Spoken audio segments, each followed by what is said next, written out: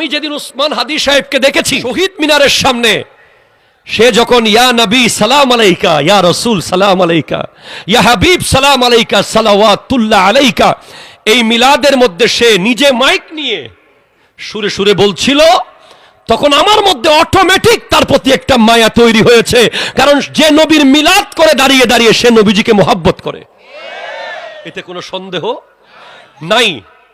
উনি চাইলে বিশাল একটা কমিউনিটি খুশি করে বসে বসে মিলাদ করতে পারতেন। উসমান হাদি সাহেবের ব্যাপারে আমরা কেন কথা বলছি? আমরা এক নম্বরে রাখি ইমানকে। আমার কাছে এক নম্বরে ইমান, 2 নম্বরে দেশ, 3 নম্বরে দল। আমাদের কাছে দুনিয়াবি তেমন ক্ষমতা পাওয়ার টাওয়ার নাই। আমাদের কাছে আছে আল্লাহর নবীর মোহাব্বত, ওলি আল্লাহদের আদব। ঠিক কিনা জোরে কথা বলেন। এবং এটা চেহারা দিয়ে প্রমাণ পায়। চেহারা দেখলেই বোঝা যায় যে এই লোকটা নবীজিকে মোহাব্বত করে, তার মধ্যে ওলি আল্লাহর আদব আছে। ঠিক কিনা কোন?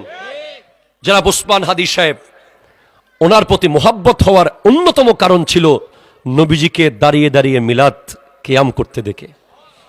বাকি অবশ্য উনি দেশপ্রেমিক, দেশের পক্ষে কথা বলে। আমরা দোয়া করি আল্লাহ তাআলা ওনাকে জান্নাতের উঁচু মকাম দান করুক। এবং আমরা চাই আল্লামা নুরুল ইসলাম ফারুকী, শহীদ রইসউদ্দিন, এভাবে করে বাংলাদেশে যত রকমের জুলুম অত্যাচারের মাধ্যমে হত্যাকাণ্ড হয়েছে, অন্যায়ভাবে যত হত্যাকাণ্ড হয়েছে, এটা যখনই হোক, যার আমলেই হোক, সমস্ত হত্যাকাণ্ড বন্ধ করতে হবে। ঠিক কিনা জোরে কথা বলেন।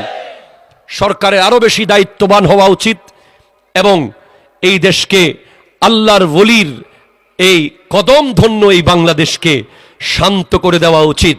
ওলি আল্লাহ যদি বদদুয়া করা শুরু করে, আমাদের আর কিচ্ছু করার থাকবে না।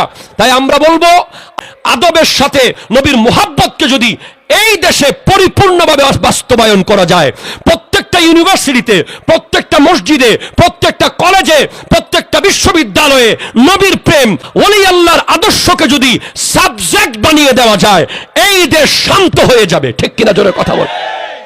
নবীর শানে বেয়াদবি করে আর ওলি আল্লাহর বিরুদ্ধে কথা বলে কখনোই বাংলাদেশকে সুশাসন আনা যাবে না।